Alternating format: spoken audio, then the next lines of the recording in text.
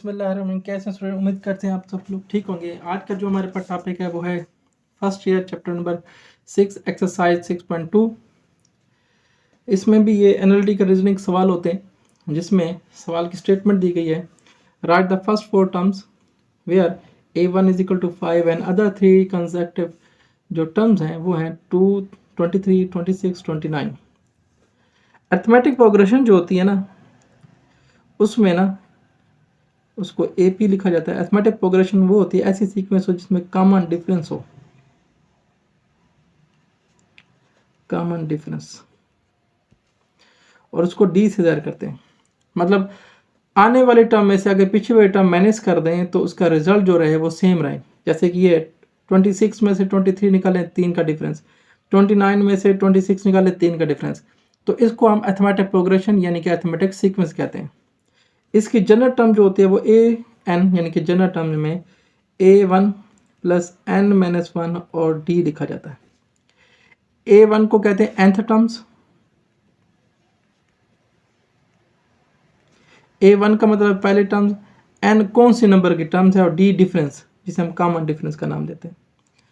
अब यहाँ पे कहा गया कि पहली टर्म दे दी गई है गिवन डाटा में और कोई भी सीक्वेंस में से 3 टर्म्स उठा दिए वो भी कंसेक्टिव, मतलब एक के बाद जो दूसरे हैं जो गिवन टर्म्स हैं 23, 26, 29। इनमें अगर हम सेकंड टर्म में से फर्स्ट टर्म को मैनेज करें या थर्ड में से सेकंड को मैनेज करें, रिजल्ट क्या रहता है 3। a1 की वैल्यू भी है और d की वैल्यू भी आ गई। फार्मूला क्या होता है अर्थमेटिक मीन का, अर्थमेटिक प्रोग्रेशन का, an इज इक्वल टू जो अर्थमेटिक प्रोग्रेशन के नाम nth टर्म मालूम करते हैं, an is equal to a1 plus n-1 और d। a1 की वैल्यू जो है 5 है, n का हमें पता नहीं है और d की जगह 3 को मल्टीप्लाई करेंगे 3n-3 और 5 में से 3 माइनस कर देंगे, जवाब 2। अब ये एक जनरल टर्म बन गई है। जैसे कि पहली एक्सरसाइज थी, हमने इस n की जगह पहले 1 पुट करना है, मतलब 1 पुट करने से 3 मल्टीप्लाई 1 3 प्लस 2 5। n की जगह यहाँ 2 पुट करने से 2 मल्टीप्लाई 3 6 प्लस 2 यानी कि 8। n की जगह 3 पुट करने से 3 3 द 9 प्लस 2 11। n की जगह 4 पुट करने से 4 3 द 12 प्लस 2 यानी कि 14। तो रिक्वायर्ड 4 टर्म जो थी वो ये थी 5, 8, 11 एंड 14। नेक्स्ट क्वेश्चन की तरफ चलते हैं। अच्छा, इस क्वेश्चन के अंदर भी हमने 4 टर्म ही निकालनी है, लेकिन 4 टर्म निकालने के लिए सबसे पहली चीज़ होती है जो जनरल फॉर्म होती है an इज इक्वल टू होता है a1 n-1 और d। तो इसके लिए हमें a1 की कीमत चाहिए और d की, फिर हम 4 टर्म जो है n जो है वो निकालते होते हैं। इसके लिए उसने जो डाटा दिया है गिवन में वो कहता है 3a7 और 7a4 ये दोनों आपस में इक्वल हैं और a10 की वैल्यू दे दी है 33। हमें पता है कि an का मतलब होता है a1 इंटू n-1 और d। जो स्टेटमेंट के हिसाब से अगर हम n की जगह 10 पुट करते हैं तो a1 यहाँ पे 10-1 यानी कि 90, ये एक इक्वेशन बन जाएगी अगर a10 की वैल्यू 33 पुट कर देते हैं। इसी तरह हमारे पास जिक्र हो रहा है a7 का, यानी कि n की जगह 7 पुट करेंगे। इस फार्मूले में अगर 7 पुट करते हैं 7-1 तो 6d। इसी तरह एक और टर्म का जिक्र हो रहा है वो है a4। अगर हम लोग n की जगह 4 पुट करते हैं तो a4 इज इक्वल हो जाएगा 4-1 यानी कि 3d। ये 2 इक्वेशंस हैं, लेकिन उसने ये कहा था कि अगर 7 टर्म्स को 3 को मल्टीप्लाई कर दें उसको और 4 टर्म को 7 से मल्टीप्लाई कर दें तो इनका रिजल्ट सेम रहता है।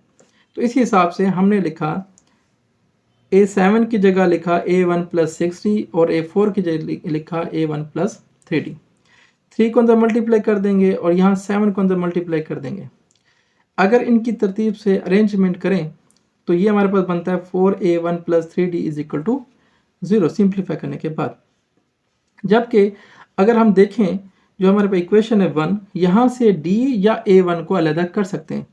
मैंने a1 को रहने दिया, 9d इसमें से जाके माइनस किया और यही वैल्यू मैं इक्वेशन 2 में पुट कर दूंगा a1 की जगह। a1 के अंदर मैंने 33 माइनस 9d पुट किया और 4 से मल्टीप्लाई किया तो रिजल्ट बना 132 माइनस का 36d प्लस का 3d is equal to 0। d वाली वैल्यू d में माइनस हो जाएगी और 132 जो है वहाँ जाके माइनस का 33 जब माइनस के 132 को डिवाइड करेगा जवाब आ जाएगा 4। d की वैल्यू 4 आने से हम इसी में यानी कि जहाँ लिखा हुआ था A1 is equal to 33 minus 90, अगर मैं D की जगह 4 पुट करूँ तो जवाब बनता है -3, यानी A1 जो है मेरे पास -3 आ गया। जबकि मुझे पता है nth टर्म्स का जो फार्मूला है, nth टर्म का फार्मूला A1 n-1 और D। A1 की जगह -3, n की हमें वैल्यू पता नहीं अभी, D की जगह 4 को मल्टीप्लाई करेंगे n से भी और -1 से भी, तो -1 -3 -4 -7 हो जाएगा 4n में से। अब ये एक जनरल टर्म बन गई जिसमें n का जिक्र है। उसने सवाल में हमसे कहा था कि 4 टर्म मालूम करनी है। पहली टर्म तो हमने पहले से ही मालूम कर ली है, बाकी रहेगी 3 टर्म्स, यानी कि n की जगह यहाँ 2 पुट करें, 8 - 7, n की जगह 3 पुट करें, 12 में से 7 गए 5, n की जगह 4 पुट करें, 16 में से 7 9, और 4 टर्म जो उसने कही थी -3 1 5 9। इस तरह और टर्म भी हैं जो आप मालूम कर सकते हैं अगर इनमें डिफरेंस 4 का जमा करते जाएं। अच्छा, इसका तरीका है कि ये भी होता है जैसे मैंने किया है। एक और तरीका होता है, जब पहली टर्म मिल जाती है और डिफरेंस मिल जाता है तो आप जमा करते हैं। -3 में 4 जमा करें 1, 1 में 4 जमा करें 5, 5 में 4 जमा करें 9, 9 में 4 जमा करें 13, 13 में 4 जमा करें 17। इस तरह और भी टर्म मालूम की जा सकती हैं अगर वो सवाल में पूछ लेता है तो। नेक्स्ट क्वेश्चन की तरफ चलते हैं। अच्छा, यहाँ एक क्वेश्चन दिया गया, क्वेश्चन है कि if the fifth terms of the arithmetic progression is 16 and the 20th terms is 46, what is the 12th terms? देखें 5 टर्म्स यानी कि A5 की वैल्यू 16 जो उसने दी हुई है, A20 यानी कि 46 भी दी हुई है, A12 मालूम करना है। सबसे पहला काम जो आपने करना है वो है अरिथमेटिक प्रोग्रेशन के अंदर से nth टर्म मालूम करने का फार्मूला, यानी कि an is equal to A1 n-1 और D। यहाँ पे जो जिक्र है पहले A5 का, तो n की जगह 5 पुट करने से 4D और A5 की कीमत जो है वो है 16, एक इक्वेशन बन गई। इसी तरह ये है दूसरी टर्म का जो जिक्र है वो है A20 का, तो अगर मैं यहाँ पे 20 पुट कर देता हूँ तो A20 जो है A1 + 19D बन जाएगा। A20 की वैल्यू जो है वो 46 है, ये पुट किया तो एक और इक्वेशन बन गई।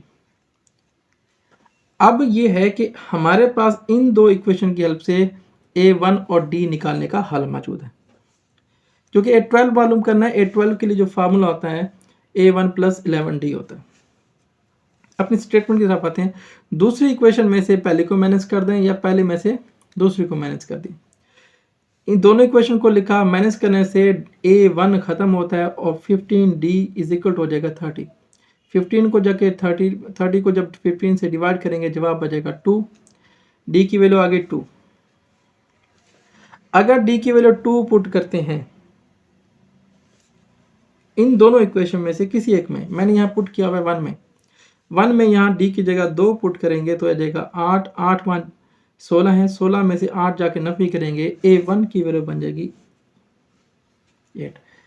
तो हमारे पास A12 के लिए क्या फॉर्मेशन होगी, इसे nth में अगर हम 12 लिखते हैं तो A12 इज इक्वल हो जाएगा A1 + 11D। A1 की वैल्यू जो है वो है 8, 11 मल्टीप्लाई D की कीमत जो निकली थी वो 2 है, पुट करेंगे जवाब आ जाएगा 30। ये रिक्वायरमेंट थी। इसी तरह एक और स्टेटमेंट दी गई है सवाल के अंदर, which terms of the arithmetic progression 5 2 -1 and so on चलते जाएं इज -85। अब इसमें ना जो समझने वाली बात है वो कहते हैं कौन सी टर्म्स हैं जहाँ पे इसकी वैल्यू जो है वो -85 बनती है। जैसे ये पहली टर्म्स है, ये दूसरी है, तीसरी है, इस तरह चलते जाएं -85 कहाँ पर आता है। मतलब वहाँ हमारे पास जो क्वेश्चन है वो है नंबर ऑफ टर्म्स, यानी कि n मालूम करना है कौन से नंबर पे है ये। अब इसके लिए सबसे पहला काम जो होता है पहले टर्म्स, और यहाँ जो दी गई है उसे हम nth टर्म का दर्जा देंगे, यानी कि an। दूसरा, दूसरी टर्म में से पहली को माइनस करने से माइनस का 3 आता है, जबकि हमारे पास जो फार्मूला आता है nth जो होता है A1 + n-1 और D। इस फार्मूले के हिसाब से देखा जाए तो an की वैल्यू -85, A1 की वैल्यू 5 है, n के हमें पता नहीं है, D की जगह -3। अब -3 को अंदर मल्टीप्लाई कर देंगे, माइनस बाद में कर लेंगे, पहले प्लस का 5 रखे माइनस कर देंगे, तो ये माइनस का 90, माइनस का 3 को जैसे यहाँ मल्टीप्लाई और इधर आके -3 को डिवाइड करेंगे 90 के हिसाब से, लेकिन -90 डिवाइड होगा -3 से तो जवाब आएगा 31। माइनस का 1 जब उधर जाएगा लेफ्ट साइड पे तो प्लस का 1, n की वैल्यू जो आएगी 31। मतलब ये 31 नंबर पे टर्म्स है जिसकी वैल्यू जो है -85 है। अच्छा, नेक्स्ट क्वेश्चन दिया गया है determine -19 is a terms of the 1739। जैसे कि लास्ट अभी क्वेश्चन किया है कि वहाँ पे एक नंबर थे 5 2 -1 एंड सो ऑन -85, उसमें 85 जो था वो 31 नंबर पे था। कहते हैं कि बताएं -19 इस सीक्वेंस का हिस्सा है तो कौन से नंबर पे है। तो उसके लिए क्या करेंगे, ये एक सीक्वेंस दी गया है 17 13 9 एंड सो ऑन चलती जाए। ये चलती चलती अगर मैं मान लेता हूँ कि ये -19 तक जाता है तो पता करना है -19 आता है या नहीं आता और कौन से नंबर पे। पहली टर्म्स दूसरे में से पहले को माइनस कर दें, कॉमन डिफरेंस, यानी कि 13 में से -17 माइनस करें तो माइनस का 4, और आखिरी टर्म्स को हम ए nth का नाम देंगे। अर्थमेटिक प्रोग्रेशन के हिसाब से nth टर्म मालूम करने का formula an is equal to a1 n minus 1 और d है। an की कीमत जो है -19, a1 की वैल्यू 17 और n -1 वैसे रहेगा और साथ में d की वैल्यू -4। प्लस का 17 इधर आके माइनस का हो जाएगा और ये हो जाएगा माइनस का 36, -4 इंटू n -1। -4 जबकि माइनस के 36 को डिवाइड करेगा तो जवाब आ जाएगा 9 और माइनस का 1 वहाँ जाके जब जमा करेंगे तो हो जाएगा 10। यानी कि एक तो ये कि n की वैल्यू जो है वो 10 आ गई और एक पॉजिटिव नंबर है। इसका मतलब है कि -19 जो है वो इस टर्म का 10वीं टर्म्स है उस सीक्वेंस की। -19 इस सीक्वेंस का हिस्सा है और ये 10वें नंबर पे है। लेट करते हैं अगर ऐसा होता n की जगह वैल्यू जो है वो नेगेटिव आ जाती या फिर वो फ्रिक्शन फॉर्म में होती। ये नोट मैंने लिख दिया कि if the value of the n is negative और फ्रिक्शन फॉर्म। अगर ये फ्रिक्शन में होती या नेगेटिव होती तो जो टर्म्स का जिक्र हम लोग कर रहे होते वो इसका हिस्सा नहीं होती। अगर यहाँ पे 10/3 आ जाता तो हम कहते हैं कि -19 इस सीक्वेंस का हिस्सा नहीं है। इस तरह -10 आ जाता तब भी हम ये कहते हैं कि ये हिस्सा नहीं है। n की वैल्यू हमेशा एक एग्जैक्ट एक नेचुरल नंबर होगा, ना तो ये फ्रिक्शन में होगा ना ये नेगेटिव में होगा। नेक्स्ट क्वेश्चन है इफ कहते हैं कि आपके 1/a 1/b and 1/c are arithmetic progression, show that the common difference is a - c/2ac। क्योंकि जो सीक्वेंस दी गई है ये एक अरिथमेटिक प्रोग्रेशन है, इसका मतलब है कि दूसरे में से पहले को माइनस करें, तीसरे में से दूसरे को माइनस करें, उसके रिजल्ट जो होगा वो कॉमन डिफरेंस सेम रहेगा। अगर ये भी कॉमन डिफरेंस है, ये भी कॉमन डिफरेंस है, इन दोनों को अगर हम लोग ऐड कर दें तो लेफ्ट साइड में ऐड होगी, राइट साइड में ऐड होगी। जब इनको ऐड करेंगे -1/b से प्लस का 1/b कैंसिल हो जाएगा, बाकी ये दोनों बच जाएंगे। इनको अरेंजमेंट करेंगे और फिर करेंगे एलसीएम। एलसीएम से यहाँ से c है तो a ऊपर आ जाएगा, यहाँ से a है तो c ऊपर आ जाएगा। जो d के साथ 2 मल्टीप्लाई है राइट साइड पे जाके डिवाइड हो जाएगा, यानी कि d यानी कि कॉमन डिफरेंस जो है a - c/2ac में जवाब दे देगा। इसी एक्सरसाइज के हवाले से अगर कोई और क्वेश्चन आपने हमसे पूछने या डिस्कस करने हैं तो कमेंट सेक्शन में कमेंट कीजिएगा। थैंक यू, जज़ाकल्लाह, अल्लाह हाफिज़।